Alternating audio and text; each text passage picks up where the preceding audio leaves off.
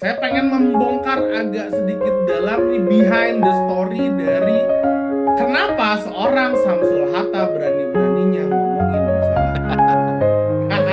Ini Boleh dong buka-buka ya, ini, agak buka nakal rahasia dikit. ya, buka rahasia ya. Gesek, main gesek, main gesek. Lupa kalau itu utang. Lupa kalau harus Nah, dibayar nanti. lupa kalau harus dibayar. Apalagi kalau kita lihat kartu kredit, itu bunganya berbunga kan. Saya benar-benar speechless.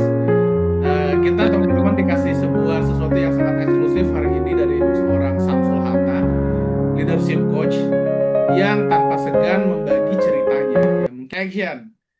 Assalamualaikum Assalamualaikum warahmatullahi warahmatullahi wabarakatuh. wabarakatuh. Jumpa lagi teman tumbuh Dan teman Podcast Indonesia, dalam pembahasan kali ini. Bahas apa kita nih Mas Samsul? bahasa apa kita ini? Oke, Mas Samsul, teman tumbuh Ya, silakan Mas Dayul. Force itu sudah Hmm. membuat dua kolaborasi. Ya, sebelumnya Ya, dua betul, betul. kolaborasi. Yang pertama tentang self management untuk mengatur Hmm. keuangan. Yang kedua, kita Ya, membahas lebih jauh tentang satu metode legendaris dari hmm. Jepang yaitu Kakeibo ya, yang Ya, betul. digunakan oleh orang-orang Jepang sudah ratusan tahun, sudah lama sekali ini digunakan. Dan Ya, sekitar kemudian 120 tahun, Bang Mayel, kalau nggak salah ya. 120 tahun ya lebih Kalau nggak salah tepatnya. ya, kalau nggak salah. 120 tahun. Seiring dengan bertambahnya tahun nanti nambah juga gitu ya pasti ya. Dan itu Nama juga, ya. masih relevan sampai hari ini dan sudah dibahas oleh Mas Samsul. Buat teman-teman yang belum nonton, ada dua videonya sudah saya gabungkan dalam satu playlist. Nah, yang jadi pertanyaan kemudian Mas Samsul adalah beberapa kawan ya, beberapa kolega kita yang Hmm. cukup mengenal Mas Samsul itu kemudian bertanya, Nah, "Oh, apa Coach pertanyaannya? Nah, gitu ya apa pertanyaannya ya? Kok Coach Samsul, seorang Aha, leadership coach, seseorang yang aha, selama ini dikenal dengan dunia coaching, dunia aha. leadership, dunia Hmm. komunikasi, dan di area situ, kemudian Ya. membahas keuangan. Nah, itu buat Oh, kok berani-beraninya ini Coach Samsul bahas ke situ, gitu berani-beraninya ya? ini ya. Oke, Udah buat nggak sebelum bukan Mas Samsul bukan jawab, orang saya keuangan, nggak punya jejak finance gitu ya. nggak punya jejak finance, nggak punya latar belakang sarjana ekonomi gitu ya. Kok Itu, berani-beraninya ah, ngomong di situ. Nah, buat sebelum Mas Samsul menjawab, buat teman-teman yang ah. belum kenal dengan beliau ini, beliau yang ada di samping saya ini, Coach Samsul atau Coach Hatta begitu kita memanggilnya, itu dikenal sebagai seorang leadership coach. Bahkan beberapa coach ya, itu adalah didikan beliau. Jadi beliau ini Waduh. mengajar untuk para coach gitu ya. Nah, saya sendiri mengenal beliau di dalam satu komunitas pembelajar, komunitas Indonesia Adult Peace Society. Dan juga saya belajar coaching dari beliau. Ini salah satu guru coaching saya sebetulnya. Waduh, waduh. Dan kalau seandainya teman-teman membedah gitu ya, jejak rekam seorang Syamsul Hatta, yang bisa dipanggil Samsul maupun bisa dipanggil Hatta, itu biasanya lebih banyak menjadi narasumber dari training leadership gitu ya, baik itu Hmm. dari self leadership, leading others dan segala macam lah, leadership untuk manajer, leadership untuk mengelola diri dan seterusnya. Nah, itulah seorang Coach Samsul Hatta yang kemudian di dua sesi, di dua podcast kita kemarin berani-beraninya ngomongin masalah keuangan. Nah, tolong Mas Samsul, tolong Coach Samsul dipertanggungjawabkan. Iya, kenapa saya ngomong keuangan gitu ya? Ya sah-sah aja sih sebenarnya. Wong kita kan kalau belanja pakai apa? Wah, Pakai uang kan? Ya kan, artinya kita setiap hari kan kita berurusan dengan uang gitu ya. yes. Nah, maka menurut saya uang itu adalah aktivitas keseharian kita, kita butuh uang. Maka kita belajar mengelola uang yang sebenarnya ketika belajar mengelola uang, sebenarnya kita tidak tidak pure belajar bagaimana mengelola uang itu sendiri. Kenapa begitu? Karena mengelola uang tidak terlepas dari bagaimana kita mengelola diri. Hmm, Nah, dalam konteks itu saya banyak membahas tentang bagaimana kita mengelola diri, memimpin diri, menjadi pemimpin atas diri sendiri dalam kita mengatur uang. oke. Oke. Nah, karena gini Bang Mail, kalau kita mau lihat ya, saya rasa ini menurut keyakinan saya. Nah, menurut keyakinan saya bahwa setiap kita, mungkin setiap orang itu pasti tahu bagaimana mengelola keuangan. Mhm. Simple sekali, Mhm. ya. Kalau pepatah itu mengatakan bahwa apa besar pasak daripada tiang itu orang yang rugi. Artinya apa? Kalau pemasukannya lebih pengeluarannya lebih besar daripada pemasukan, artinya dia Rugi. rugi, buntung gitu kan. Itu Dan kan itu adalah falsafah. pepatah yang sudah kita kenal Iya, sejak zaman SD dulu ya. Udah ada di didikan kita betul. di SD itu ya. Betul, betul. Bahkan dari orang-orang tua kita dulu. Artinya apa? Artinya kalau kita punya uang, gimana caranya pengeluaran tidak lebih besar dibanding Pemasukan. pemasukan kan? Dan itu Itu kan prinsip. apa ya? Prinsip utama kan? Dan sudah diketahui semua Betul orang. nggak? Semua orang dari kecil, dari orang tua dulu itu jadi pepatah. Pepatah kan kata-kata bijak dari orang tua untuk mengajarkan kan sebenarnya. Nah, kalau kita lihat itu kan ini poin utamanya. Nah, dari situlah kemudian berkembang dengan teknik macam-macam. Tapi Hmm. intinya satu, gimana caranya pengeluaran kamu nggak lebih besar dibanding pemasukan. Yes. Iya kan? Banyak orang sudah tahu. Tapi pertanyaannya, semua orang sudah bisa mengelola keuangan nggak? Nah, itu yang menarik. Enggak kan? Ya. Berarti bukan cara ngatur uangnya. Iya Hmm. kan? Berarti bagaimana cara kita mengatur diri kita, memimpin diri kita. Ada uang nih, gue pengen beli ini, pengen banget. Tapi kalau gue beli ini, habis gitu kan. Nggak cukup untuk nanti Hmm. hidup berikutnya, hari besoknya, dan lain-lain. Dan Nah, masalahnya pengeluaran itu jadi sebuah godaan dalam beberapa waktu. exactly, betul. Jadi sudahlah godaan, jadi kita diajak teman nggak enakan, Hmm. kemudian kita pengen sesuatu nggak bisa ditahan, dan lain-lain, dan lain-lain. Itu kan sebenarnya bukan urusan pengelolaan uang kalau itu. Ya, karena misalnya Pengelolaan uang. saya achieve sesuatu, wah, saya hari ini berhasil diet gitu ya. Saya harus Nah, dong reward sama diri saya. Kan itu iya yang self paling reward sekarang. dong, gitu Self kan? reward dong. Boleh dong itu. Hmm, boleh. Cuma Kalau ada seringkali uangnya, self rewardnya kegedean kan gitu ya. iya, iya. Nah itulah kemudian poin penting adalah berbicara tentang pengelolaan keuangan itu nggak bisa lepas dari mengelola diri, dari memimpin diri, managing self atau leading self. Oke, Nah, mengelola uangnya gampang, tinggal buat bagaimana caranya supaya pengeluaran tidak lebih besar dibanding pemasukan. That's it. oke. Thank you Mas Samsul. Sampai titik ini sebetulnya sudah kita bahas banyak di sesi yang Di pertama. sebelumnya ya, ya betul. Nah, di sesi ini saya pengen agak nakal sedikit nih ya, menggali lebih dalam. Oke. Pertanyaannya kan kemudian begini, oke Mas Samsul itu adalah teori self management itu kemudian jadi Ya, ya sebuah prinsip, sebuah teori yang memang sudah ya oke juga semua orang biasa melakukan itu gitu. Semua orang tahu ya. tentang. Pertanyaan nakalnya adalah ada nggak sih Mas Samsul punya real story, real case tentang gimana mengelola uang ini, lalu kemudian dan berhasil gitu. Nah, saya pengen membongkar agak sedikit dalam ini behind the story dari kenapa seorang Samsul Hatta berani-beraninya ngomongin masalah keuangan. Jadi ini Boleh dong buka-buka ya, ini ya, agak buka-buka nakal rahasia dikit. ya, buka-buka rahasia ya. Bongkar rahasia. Yang boleh dibongkar aja, Mas, tentu saja ya. Oke, saya jawab ya. Ya, Nah, jadi kalau Bang Mail tadi pertanyaannya adalah success story ya berarti ya dalam mengelola uang ya. yes. Ya dong, karena kan ini orang Saya, mau dengerin Mas Samsul. ah, Kalau ah, ngomongin ah, leadership, oke lah, itu semua sudah banyak yang tahu. Nah, questionnya adalah ngomongin keuangan, emang sudah ada success hmm. story-nya sehingga seorang Samsul Hatta berani-beraninya nih ngomongin keuangan. Iya, saya mungkin sebelum success story atau sebelum apa ya, bagaimana saya mengelola keuangan, mungkin saya akan cerita dulu bagaimana saya terjebak dalam utang ya. Wow. Ini Iya, jadi ini mungkin nggak eksklusif banyak yang kayaknya nih ya. Ini eksklusif ya. eksklusif nih baru di Eksklusif sini nih cuman di bahas sini ya. nih baru dibuka nih ya. Oke. Ini Iya, bisa jadi dilanjut ya, Mas? nah, ya kita lanjut tipis-tipis lah ya. Oke. Oke, jadi kalau berbicara tentang uang, kalau sekarang kan banyak ya apa pinjaman-pinjaman ya, pay letter lah istilahnya. atau apa pinjol lah istilahnya dan lain-lain ya.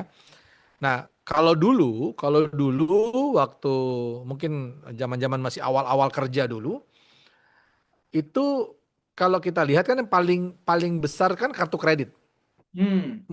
Dulu tuh belum ada yang namanya pay letter tuh kayaknya belum ada deh. Dulu Dulu itu tuh kartu hits kredit. berarti awal 2000-an, 2010-an gitu kali ya, sebelum Ya, COVID. ya, ya, ya, ya. Saya kan masuk kerja itu ketahuan umurnya. Ya sekitar 2000-an lah, Sekitar awal-awal itulah. 2000-an lah ya. 2000-an lah ya. Oke. Oke. Nah, jadi saya dulu ya pernah terjebak tuh. Terjebak karena dulu urus kartu kredit, dulu kan namanya bank kan pingin supaya bagaimana orang bisa dimudahkan ngeluarin apa berhutang sama bank kan.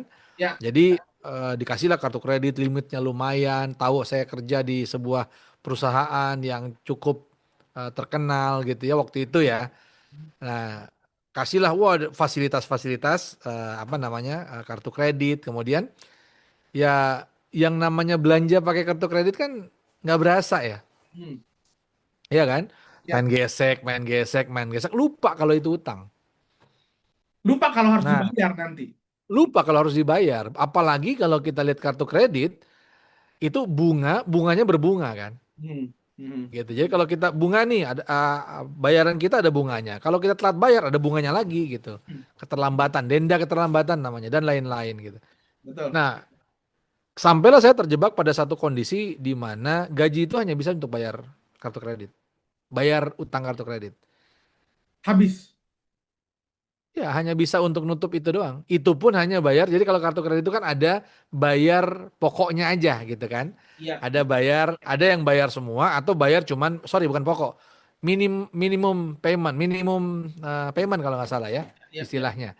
Jadi hanya pembayaran minimalnya berapa gitu. Nah, eh, hanya habis untuk itu pada saat itu ya, pada saat itu. Jadi ya itu berjalan cukup lama, 2 3 tahun mungkin ya. Kemudian sampai sampai sadar. Sampai Hmm. sadar kok hidup gini-gini banget ya, kok gue kerja cuman duit habis habis ya bayar kartu kredit gitu ya, bayar utang, bayar cicilan gitu kan. Nah disitulah kemudian apa salah satu salah satu titik baliknya. Jadi saya sudah bekerja, waktu itu saya sudah pindah pindah kerja, pindah kerja kemudian karena cari penghasilan yang lebih besar sih kan, supaya Iya. bisa nutup dan supaya bisa ada lebihan gitu. Iya. Iya. Ya dulu sampai dikenal kontraktor gitu, apa kontrak di kantor karena kerja tuh hampir nggak ada waktu karena apa lembur diambil, ini diambil supaya ada lebihan. Oke. Itulah kemudian sampai sadar gitu. Lama-lama kan capek ya. Iya dong. Baru kemudian sadar iya ya Kak, sampai kapan aku harus gini? Kejebak dan itu utang konsumtif. Beli ini apa misalnya makan kalau pas keluar kota gitu ya, cari makan yang ini yang enak gini dan seterusnya dan seterusnya. Jadi tidak menjadi aset juga ya Mas Samsul ya hutangnya? Nggak jadi aset juga, nggak jadi aset juga. Hmm. Jadi bukan hutang produktif tapi hutang konsumtif. Habis kan, di bawah habis kan kalau hutang konsumtif kan gitu. Ya Ya. udah, akhirnya sadar, ngobrol-ngobrol sama sama teman, diingetin juga lah ya, ada teman yang ngingetin gitu ya. Lu jangan gitu lah, lu begini-begini, sadarlah begini, begini, begini. Akhirnya sadar tuh. Ya, nah ini tahap pertama nih kan, tahap tahap pertama self awareness namanya kan. Kalau kita bicara tentang self management, Ya. ya self awareness. Jadi muncul kesadaran dalam diri. Ya, Oke. muncul kesadaran dalam diri. Ya, muncul kesadaran dalam diri, iya ya, saya ini apa ya, hidup enaknya semu gitu loh. Hmm. Hidup enaknya semu. Kenapa? Itu enaknya dari utang doang gitu kan. Nah, kemudian mulai dari ada self awareness, baru mulai belajar, cari-carilah gimana caranya. Pertama kali waktu itu fokusnya gimana caranya nutup kartu kredit. Hmm. Gimana caranya saya nutup kartu kredit.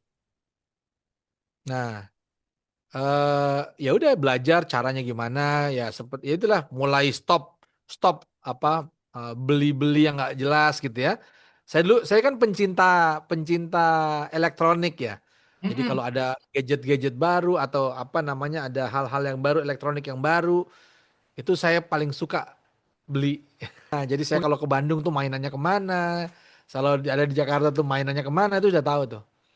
Itu pasti di tempat-tempat elektronik, tempat-tempat komputer, tempat-tempat handphone dan lain-lain. Karena saya suka sekali gitu. Makanya saya kan dulu kan di IT ya dan suka sekali tuh.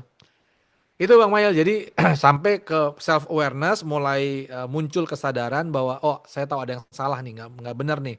Kemudian baru cari tahu gimana caranya. Pertama saya mulai dari stop pengeluaran yang nggak penting gitu ya, fokus pada pengeluaran-pengeluaran yang penting, baru kemudian cari gimana caranya saya bisa nutupin kartu kredit. Ya, ya namanya ada usaha, tahu juga kemudian sudah mulai belajar-belajar tentang riba gitu ya. Hmm. Udah mulai sadar, ya udah, ya insya Allah ya ada jalannya, Allah kasih jalan, alhamdulillah ya.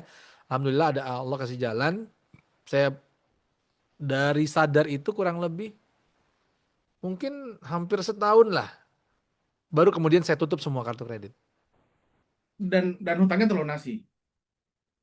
Iya, pertama gunting kartu. Jadi saya ikut, saya lupa, saya waktu itu kalau nggak salah Mas Mas Krisnamurti atau siapa gitu. Ini NLP juga ada acara NLP yang Mhm. kemudian iya Mas Krisnamurti kalau nggak salah, yang potong kartu kredit. Oh, jadi Gunting potong kartu dulu kredit ya? kamu sekarang. Iya, Potong dulu supaya nggak bisa digunakan betul. lagi. Betul. Jadi waktu Tapi dia saya ikut hutangnya tidak nambah gitu ya. Setidaknya hutangnya betul. tidak nambah. Betul. Belum menutup hutang, masih tidak memunculkan hutang baru. Oke, Saya ikut terinspirasi dari situ. Oh iya ya. Ya udah, berani nih, nekat. Saya bilang waktu itu nekat. Saya ambil gunting, saya potong kartu kredit. oke, Ada dua kartu kredit saya. oke. Tahan di situ dulu, Mas Samsul. Tahan di situ. Hmm. Jadi seorang Samsul Hatta, ini saya ada satu cerita yang eksklusif baru saya dengar di sini juga, gitu ya. Ternyata pernah punya financial problem karena ada masalah hutang. Nah, Betul. sampai tadi di titik Mas Samsul punya hutang-hutang dan hutangnya adalah konsumtif, lalu kemudian Hmm. cadar. Mas, kalau kita di dunia NLP ya gitu ya kita masuk kan biasanya yang akan ditanyakan itu adalah saat itu apa sih Mas yang dirasakan dan apa sih yang Mas Samsul pikirkan gitu. Saat itu tuh Iya saat kalau saat momen saat, titik balik mungkin ya. Ini utang udah kebanyakan nih. iya dirasakan capek. Hmm. Capek, stres. Karena ya begitulah. Kayak namanya orang hidup cuma untuk gali lubang tutup lubang gimana sih? Hmm. Karena ya udah menutup hutang nih apa gua gimana caranya kerja lembur dan segala macam tuh nutup itu doang gitu. Ya capek lama-lama. Apalagi waktu sudah diingetin beberapa teman ya, ada teman ya sahabat saya lah. Nah, diingetin gitu ya. Kemudian itu yang saya ikut satu seminar itu gitu. Akhirnya ah lah ini emang harus dieksekusi nih. Harus diputus nih rantainya. Dah dimulai dari gunting kartu kredit. Oke. Oke. Sebelum ke gunting itu Mas, sebelum ke gunting itu. Tadi kan Hmm. lelah, capek gitu ya, stres. Ada nggak sih Mas yang yang dipikirin gitu yang kemudian mengganggu pikiran Mas Samsul pada saat itu ya, pada saat sebelum sampai kemudian akhirnya menggunting kartu kredit itu. Mungkin terbayang apa gitu dipikirkan tiap hari, tiap malam. Ya itu ya tadi yang cuman mikirinnya adalah gue mau ngapain sih dengan begini terus hidup mau gimana ke depannya? Hmm. Hidup saya mau gimana ke depannya? Ya apa cuman untuk ngutang dengan kartu kredit habis itu bayar itu aja hidupnya kan? Nggak Hmm. punya aset, nggak punya apa-apa gitu.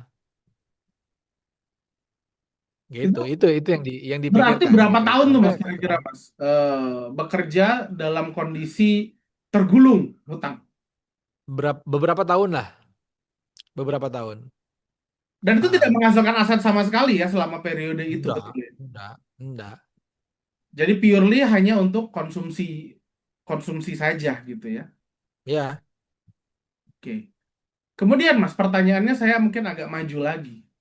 Pada mhm. saat kemudian Mas Hamsul menggunting gitu, emang nggak kepikiran Mas, wah nanti saya kan nggak bisa belanja lagi dong. Nah iya itu terpikir. Itu Ah, terpikir. Makanya saya bilang tadi nekat. Makanya tadi saya ada kalimat nekat kan tadi. Karena hmm, memotong kartu kredit itu sama dengan saya perlu bayar utang plus saya perlu dengan uang yang ada saya perlu hidup gitu dengan keluarga. udah berkeluarga itu waktu itu. Wow, udah nggak bujang lagi ya pada saat Udah kondisi nggak bujang lagi. itu sudah ada tanggung jawab gitu kan. Iya, iya, betul. Jadi itu sempat terpikir. Makanya kenapa habis itu saya, wah usaha apa macam-macam lah, macam-macam ya. Saya banyak lah yang saya usahakan untuk bisa punya tambahan-tambahan gitu ya.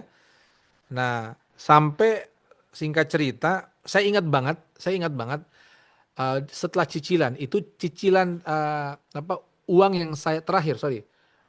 Pelunasan terakhir itu angkanya 9 juta, ingat banget, 9.850.000. 9 Saya juta. punya uang, saya punya uang waktu itu, saya punya uang, dapat dapat inilah ya, dapat project yang kemudian ada hasilnya lah ya, dihitung-hitung kurang lebih 10 jutaan. Hmm. Itu terakhir ya. Artinya setelah beberapa kali ditutup-tutup di apa dibayar-bayar, bayar-bayar, bayar-bayar, kemudian sisanya 9 sekian, itu berat banget mau bayar. Saya bilang saya lunasin sekarang atau ini kan lumayan nih 10 juta cuma duit kan bisa lah bayar sekian nanti sekiannya untuk inilah untuk bisa Ya, beli apa kan. Dan makanya godaan dulu dong, lah ya gitu kan? ya. Dan itu berkecamuk luar biasa tuh dalam hati. Oh. Saya ingat banget. Jadi itu posisinya pada saat itu ada di sebuah mall di Sudirman, Hmm. Hmm. di Sudirman. Kemudian jadi ada lagi ada kunjungan ke cabang pada saat itu di tempat saya kerja yang lalu. Kemudian biasalah kalau mau makan siang kan dari sebuah rumah sakit karena kerjasama dengan rumah sakit itu di belakangnya itu ada inilah ada jalan ke belakang untuk ada mall lah. Saya nggak usah sebut namanya nanti ketahuan. Ya, ya, ya. Nah, dari situ ada ATM, Hmm. yang saya bisa langsung, yang saya, aduh, jadi nggak tenang kan, aduh, gimana nih, duit ada, ini kalau saya belanjain bisa, tapi kalau nggak harus saya lunasin dan saya lunasin di situ. Ingat Hmm. banget, jadi saya masih ingat banget, saya lunasin, saya masukin ATM, keluarin lagi, masukin ATM, keluarin lagi, sampai akhirnya saya putuskan, ya udah Bismillah, saya langsung cepet-cepet pembayaran kan lewat ATM ya. Saya cepat-cepat isi nominalnya sekian, lihat transfer di oke kan gitu dibayar. Dah habis itu dengan uang sisa saya merdeka gitu. Uangnya tinggal dikit tapi habis itu saya ya plong, ayo mulai nata pelan-pelan lagi. Saya bingung, Mas. Hari ini mungkin kita sama-sama tertawa mendengar cerita itu, tapi saya terasa betul apa yang Mas Samsul colokin ATM, keluarin lagi, colokin. Dan ini sudah berkeluarga gitu ya. Iya, iya. Oke, Duit Mas itu bisa Samsul. dipakai untuk beli apalah untuk keluarga bisa. Mas Samsul, Tapi buat kalau sedikit begitu kan utang gak mengkontekskan lunas ya. kan? Buat sedikit Gitu. mengkontekskan. Kalau boleh Mas Samsul, tahunnya itu sekitar tahun berapa itu Mas Samsul? 2000-an. 2000-an eh 2000-an belasan. Oke, berarti 2011, 2012 gitu ya. Nah, iya ya. Which is berarti kan maksudnya oke 2011 2012 kayaknya UMR Jakarta itu masih sekitar berapa ya? Mungkin tiga tiga saya nggak hafal tapi ya mungkin sekitar segituan lah ya. Ya, Ya, ya. jutaan kali ya kalau nggak salah ya. Artinya itu adalah 3 kali UMR gitu ya, Ya. Ya, gitu kan? Jadi ya betul.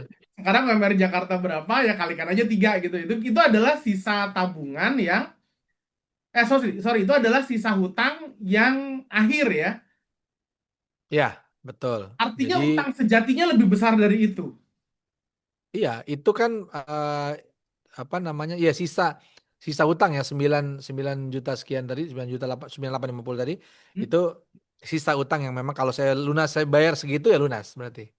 Tapi berarti Nah, tapi sebelumnya kalau kartu kredit itu kan ada namanya pembayar minimal, Bang Mail. ya. Jadi besar hutang segitu, pembayar minimalnya berapa? Biasanya kalau nggak salah saya lupa berapa, 10% atau berapa persen itu. Jadi biasanya saya bayar minimalnya karena biar masih punya duit kan gitu. Ya, oke. Nah, saat itu ya udah kalau nggak begini nggak selesai-selesai nih urusan. Akhirnya udah semuanya saya tutup.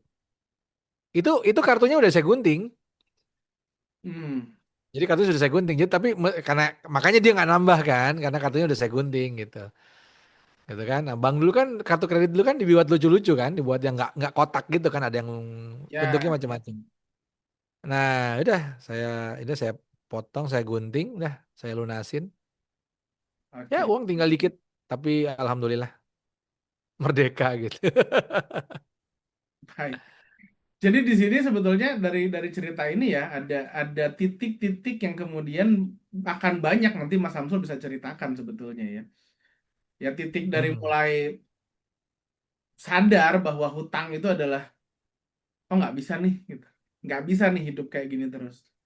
Ya, ya.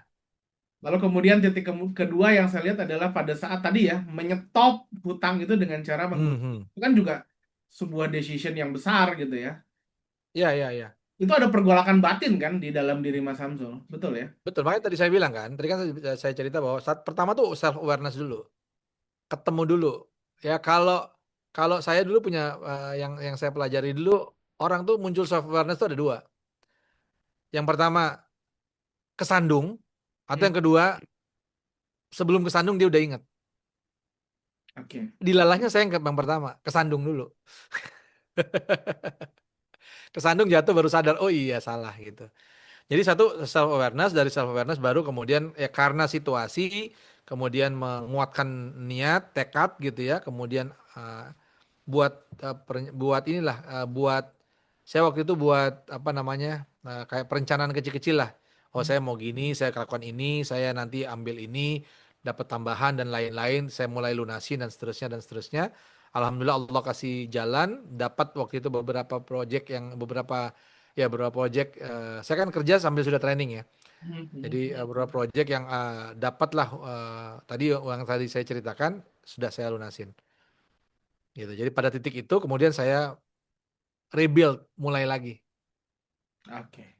membangun membangun si pola yang baru dalam dalam hidup. Jadi kalau teman-teman mulai lihat saya handphonenya sudah nggak ganti lagi, ya punya udah lama nggak ganti gitu ya. Nah itu berarti sudah tobat tuh. Oke, baik Mas Samsul. Gitu Bang Mayel. Nah, saya ingin mencantolkan ke konteks kita di podcast kedua ya. Kan Mas Samsul cerita tentang Hmm. kakek ibu. So, Ya ya. what's up dengan kakek ibu ini? Apakah kemudian memang ini yang Mas Samsul gunakan sebagai framework pada saat mulai menata kembali keuangan atau gimana sih ceritanya kenapa jadi ada kakek ibu di situ gitu? Ya. Kalau kakak ibu itu saya menggunakan kakak ibu itu tidak persis setelah kejadian itu, nggak persis. Jadi ya berjalannya saya belajar sedikit lah. Yaudah, ya belajar simpel ya tadi Bang Mail. Belajar prinsip yang paling sederhana, besar pasak daripada tiang, berarti saya perlu untuk supaya tidak besar pasak daripada tiang, saya perlu untuk mengetatkan pengeluaran dan kemudian ya nambahin pemasukan kan. Nah, itu yang awal-awal saya gunakan. Jadi sesimpel itu. Baru kemudian saya belajar-belajar dari salah satu teman kita di Indonesian LP Society ya. Ngobrol banyak sama beliau, saya juga jadi makin sadar. Jadi tadi sudah saya makin sadar, oh iya, berarti harus ada sesuatu nih yang memang saya butuh, saya perlu untuk jadi strategi nih, gitu ya. Ada beberapa yang saya pelajari, ya mirip-mirip, tapi ketika saya belajar, kakak saya nggak ada bukunya, saya nggak bawa ya. Nah, saya ketemu buku itu, saya pelajari, wah ini keren banget. Kenapa? Karena eh, kalau untuk kita yang sudah belajar coaching, itu basisnya pertanyaan. Hmm. Jadi kakak ibu itu dia punya basis pertanyaan yang kita tanyakan kepada diri sendiri atau kita tanyakan kepada keluarga kalau kita sudah berkeluarga untuk bagaimana kita menggunakan uang yang kita punya. Setiap bulannya kita ulang pertanyaan-pertanyaan itu. Nah, itu menjadi basic banget kakak ibu. Maka dia bukan hanya pencatatan biasa. Iya, dia ada pencatatan, dia ada model karena itu kan sudah tua ya. Kalau di aslinya itu dia model amplop Bang Mail. Hmm. Model amplop kan dicatat kemudian nanti dibudgetin gitu. Nah, tapi itu kan dulu, kalau sekarang kan banyak ya, ya kita pakai. Ada banyak bank-bank sekarang yang sudah punya kantong-kantong yang untuk kita ini sudah banyak lah. Itu strateginya. Tapi poin pentingnya bukan itu, karena hampir semua bisa membahas itu. Ada sekian persen untuk tabungan, sekian persen untuk eh, dana darurat sekian persen untuk, dan itu sudah banyak pola begitu. Tapi bedanya Kakak Ibu, dia punya 4 pertanyaan dasar yang ini kalau saya lihat, dan ketika saya, kenapa saya eh, menggali ini, karena saya juga belajar coaching, ini keren banget. Karena tadi bukan tentang bagaimana ngatur uangnya, tapi ini tentang self manajemennya. Dan pertanyaan-pertanyaan itu adalah stimulasi untuk diri kita. Jadi kakak ibu itu selain dia untuk mengelola keuangan, dia memberikan stimulasi kita berpikir, ini uang mau diapain. Nah itu bedanya, bedanya dari pendekatan-pendekatan yang lain. Yang saya tahu ya, saya nggak tahu kalau ada yang pendekatan lain yang mirip-mirip, saya nggak tahu. Tapi ya, yang saya pelajari beberapa itu plus kakak ibu, saya menemukan kakak ibu perbedaannya adalah di situ. Nggak hanya ngatur uangnya, tapi menstimulasi kita untuk mikir Oke, baik. dengan stimulannya 4 pertanyaan tadi. Jadi kalau saya boleh menarik benang merah gitu ya, Mas Samsul ya. Hmm, hmm. Ini sesi kali ini memang agak cukup berat saya menerimanya karena saya merasakan ada sesuatu yang betul-betul dibongkar ya oleh Mas Samsul. Eh, dan ini eksklusif buat teman tumbuh sekalian, eksklusif buat para pendengar di sini bahwa yang akan dibawakan oleh Mas Samsul itu bukan teori, gitu ya. Tapi yang dibawakan Ya, oleh Mas ya. Samsul itu adalah sebuah ungkapan sayang kepada kita semua supaya kita nggak jatuh di lubang yang sama, gitulah kira-kira ya. Ya, betul. Supaya nggak kejadian lagi lah sama yang lain. Supaya nggak kejadian lagi sama yang lain. Dan ini Mas Samsul betul-betul merasakannya, betul-betul ada dalam posisi itu. Ya, betul. So, kalau yang lain merasa ini relate, ya memang karena yang akan bercerita ini bukan orang yang bercerita berbasis teori, bukan. Karena ini cerita berdasarkan kisah nyata. Eh, itu yang membuat saya agak sedikit terguncang hari ini, tentu saja ya. Saya tidak menyangka akan sampai titik ini sebetulnya gitu ya. Tenang, tenang, itu sudah lama. Ya tapi kan oke, ternyata ada behind the story yang cukup kental gitu ya, cukup emosional di sini yang kemudian dengan rasa sayangnya Mas Samsul itu yang sudah dikemaskan menjadi sebuah cerita, sebuah story, sebuah lesson learned gitu ya kalau kita berbicara, agar apa? Agar kita tidak tersandung di batu sandungan yang sama. Dan kalaupun kita sudah tersandung di batu sandungan yang sama, maka ini ada sebuah kisah dari orangnya langsung yang alhamdulillah berhasil bangun dari batu sandungan itu. So, teman-teman, tidak usah berpanjang lebar lagi, buka ruang.tumbh.id. Ya, karena di situ Mas Samsul akan cerita lebih dalam step by stepnya bagaimana kemudian eh, memanage diri ya, itu di awal-awal sekali yang akan dibahas bagaimana memanage diri agar kita bisa memanage uang kita. Yang menarik itu adalah bahwa yang memanage uang kita itu bukan aplikasi, bukan spreadsheet, Ya, ya, bukan tools-tools. Itu cuman alat yang memanage diri kita itu ya diri kita sendiri. So, di sini kita bukan berbicara toolsnya, tapi esensi dari tools itu, esensi dari diri kita. Toolsnya ada, tentu saja kakak ibu itu jadi tools. Wow, thank you Mas Samsul. Rasanya sama-sama Bang Mail. sesi ini cukup emosional ya buat saya. Saya benar-benar speechless. Kita teman-teman dikasih sebuah sesuatu yang sangat eksklusif hari ini dari seorang Samsul Hatta, leadership coach, yang tanpa segan membagi ceritanya. Ya, mungkin cerita ini eh, ya tidak mudah ya diucapkan, tapi dengan rasa sayangnya beliau ceritakan, kemudian beliau bikin ya kelasnya, bikin wadahnya supaya kita tidak tersandung di batu sandungan yang sama, atau kalaupun kita sudah tersandung, ya kita tahu bagaimana cara bangkit dari batu sandungan itu. Mas Samsul, Yes. Ya, closing statement. closing statement.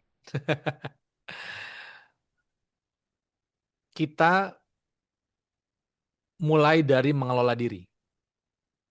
Dan kemudian setelah mengelola diri, baru kemudian kita bisa mengelola hal-hal di luar diri yang akan mempengaruhi atau yang akan menjadi teman perjalanan kita dalam hidup.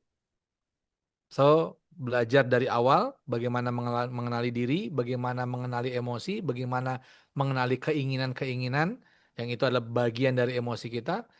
Karena kata orang tak kenal maka tak sayang, ya. Maka kenali diri, kita jadi sayang sama diri, kita jadi tahu diri kita. Dari situ kita bisa mengelola banyak hal yang ada di luar diri kita, termasuk mengelola keuangan. Gitu Bang Mail. Luar biasa. Terima kasih teman tumbuh sekalian dan sahabat podcast.id ya, yang sudah Ya, menyaksikan 3 podcast kita tentang mengelola keuangan. Sampai jumpa nanti di kelas mengelola keuangan yang sebetulnya yang lebih dalam gitu ya. Silakan daftarkan diri Anda, jangan lupa di ya, ruang.tumbh.id. UMBH. Sekian dari saya Ismail Radiansyah dan Dan saya Samsul Hada. Assalamualaikum warahmatullahi Warahmatullahi wabarakatuh. wabarakatuh.